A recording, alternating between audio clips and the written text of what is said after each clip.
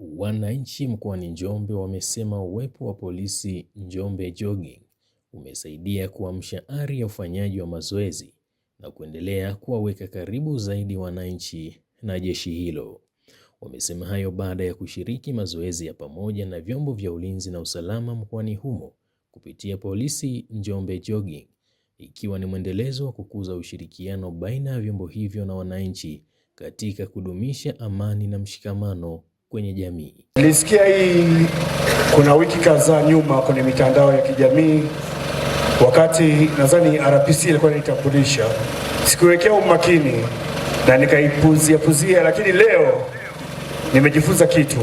Nilikuwa niko mitaa ya karibia na NBC, nikasikia gari ya matangazo inapita, nikakuta kuna watu wengi wanachangamka, nikakumbuka ile kauli ya kule ambayo nilikuta kwenye mitandao ya kijamii. Nikachangamka chapu kwa haraka, nikaenda kubadilisha nguo.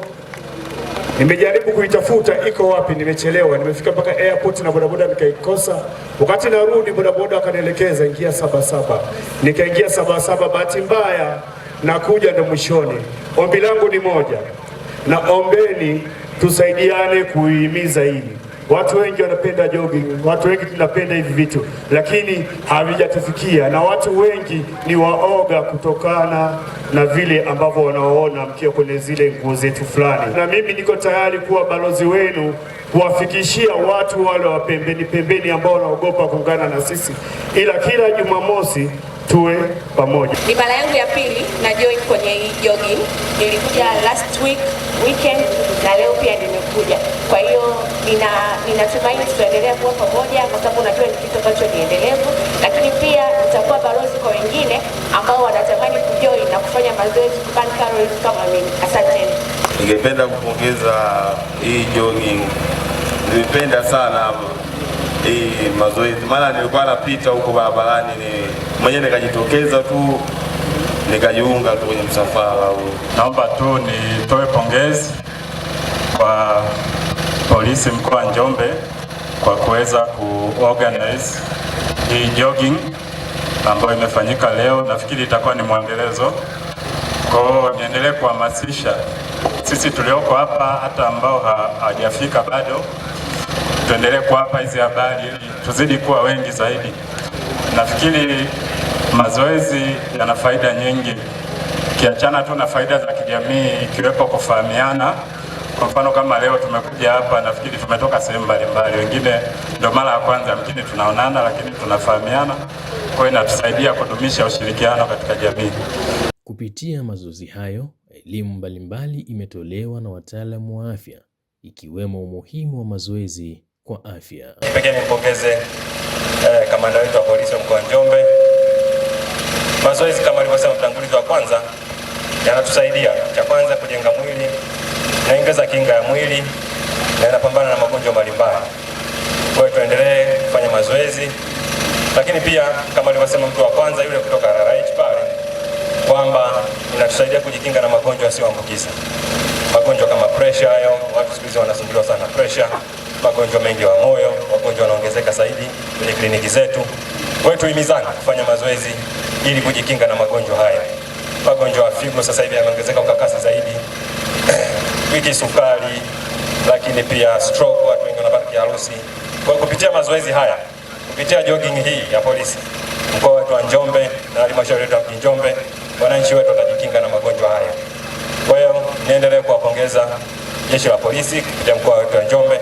Tuendelee kuhimizana wananchi wote tujiunge kwenye jogging hii ili kuepusha magonjwa hayo, na wagonjwa wetu wa mkoa wa Njombe watapungua zaidi kwenye yanayotokana na magonjwa yasiyoambukiza. Mimi kwa upekee naomba nikumbushe wana jogging club pamoja na wananchi wote kwa ujumla, Njombe tupo katika kampeni ya kuhakikisha udumavu unapungua kwa watoto au unatokomea kabisa ifikapo mwaka 2030. Tunatakiwa kuhakikisha udumavu umepungua.